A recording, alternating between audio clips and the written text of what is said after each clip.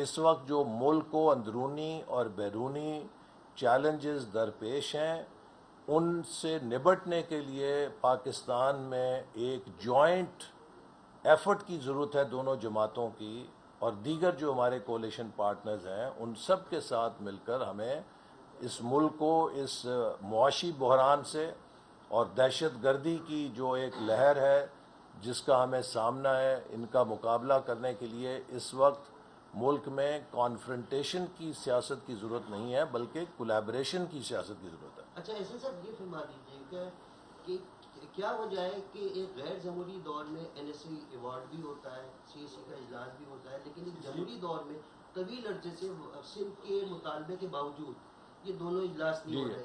دوسری بات سر آپ نے بھی ٹیکنالوجی کی بات کی، قرآن پاکستان میں یہاں سر ایک میسیج نہیں جاتا واٹس ایپ پہ یا تو اس دور میں اڑان پاکستان کیسے کامیاب ہوگا؟ جی دیکھیے دونوں آپ کے اچھے سوال ہیں۔ پہلی بات تو یہ کہ وزیر خزانہ صاحب این ایف سی کا اجلاس بلا رہے ہیں، انہوں نے اس بات کا اعلان کیا ہے، اور دوسری بات یہ ہے کہ جو ٹیکنالوجی ہے یہ ایک بہت بڑی اپرچونٹی بھی ہے اور بہت بڑا تھریٹ بھی ہے۔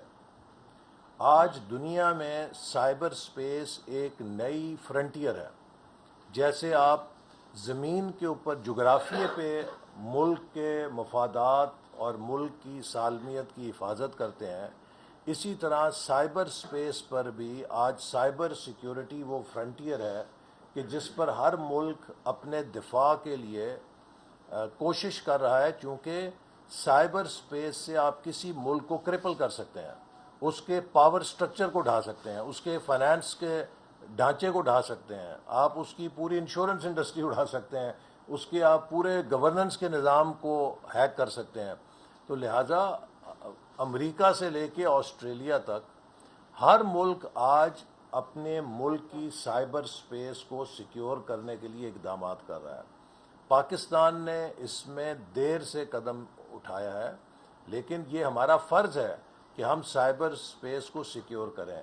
البتہ جو سائبر آئی ٹی بزنسز ہیں ان کی پروٹیکشن بھی ہمارا فرض ہے۔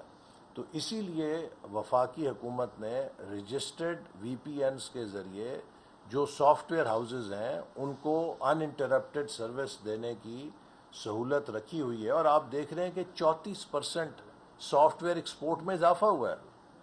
اگر خدا نہ خواستہ یہ اتنے حالات برے ہوتے تو یہ 34% گراوٹ ہونی چاہیے تھی، لیکن ہماری سافٹ ویئر انڈسٹری ترقی کر رہی ہے۔ یہ ٹیمپرری فیز ہے اور اس میں انشاءاللہ تعالی آپ دیکھیں گے کہ ابھی بہتری آئے گی، لیکن میں یہ ضرور کہوں گا کہ پاکستان کو اس وقت ایک غیر اعلانیہ جنگ کا سامنا ہے جس کا مقصد یہ ہے کہ پاکستان میں اندرونی انتشار پیدا کیا جائے، پاکستان میں اندرونی طور پہ عدم استحکام پیدا کیا جائے، اور اس کو آپ دہشت گردی کی جو لہر ہے اس سے ملا کر دیکھیں تو سب کھیل سمجھ آ جاتا ہے۔ تو یہ حکومت کی ذمہ داری ہے کہ جہاں وہ لوگوں کو ان کی فریڈم آف ایکسپریشن کی اجازت دے وہاں پہ وہ ملک کے استحکام اور ملک کی سالمیت کے لیے وہ اقدامات بھی اٹھائے جو ضروری ہیں۔ اگر ہم یہ ان اٹینڈنٹ اب آپ دیکھیے آسٹریلیا دیکھ لیجئے کتنا بڑا ترقی یافتہ ملک ہے، انہوں نے تو اگلے سال سے کہا ہے کہ 16 سال سے کم عمر کے بچے جو ہیں وہ سوشل میڈیا استعمال ہی نہیں کر سکیں گے۔ تو ہر ملک اس کے اثرات سے اپنی طرح سے نبٹ رہا ہے اور ہر کسی کے لیے چیلنج ہے۔ امریکہ میں کہا گیا کہ ان کا صدارتی الیکشن جو ہے وہ ایک دوسرے ملک نے سوشل میڈیا کے ذریعے ہائی جیک کر لیا۔ تو اب امریکہ جیسا ملک کو اگر یہ چیلنج درپیش ہے تو ہم تو بہت ابھی ابتدائی مرحلے میں ہیں، تو لہٰذا یہ کوئی اتنی بڑی پریشانی کی بات نہیں، انشاءاللہ جلد اس پہ آپ دیکھیں گے بہتری آئے گی۔ سر یہ بتائیے سر آپ انفلیشن سے پریشان ہیں، ٹیکسز کی بھرمار ہے تو عوام کو ریلیف کر دے رہے ہیں۔ دیکھیے انفلیشن جو 38% پہ چلی گئی تھی، مہنگائی میں اضافے کی شرح 38% پہ چلی گئی تھی، وہ گر کے 4.5% پہ آ گئی ہے، 4 پہ، ہاں 4 پہ تقریباً آ گئی ہے۔ تو کیا یہ امپروومنٹ نہیں ہے؟ کیا اس کا عوام کو فائدہ نہیں ہو رہا؟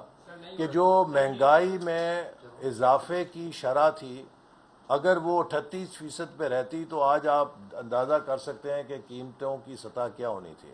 تو یہ تو ایک بہت بڑی کامیابی ہے کہ ہم الحمدللہ انتہائی مختصر مدت میں 38% سے تقریباً 4% پر آ گئے ہیں، اور جو آگے جائیں گے تو قیمتوں میں مزید استحکام آئے گا اور کمی بھی آئے گی. سر یہ بتائیے دوسری بات ہمیں اب ملک کے اندر لوگوں کو اپنی کامیابیاں بھی بتلانی چاہیے. ہمارے ہاں بدقسمتی سے یہ رویہ ہے کہ good news is no news and bad news is only news. So I think people need to also hear good news کہ چیزیں بہتر ہو رہی ہیں. دیکھیے اسٹاک مارکیٹ 30,000 پہ تھی، وہ 1 لاکھ سے اوپر چلی گئی ہے. پاکستان کی تمام انٹرنیشنل ریٹنگز جو ہیں وہ امپروو ہو رہی ہیں.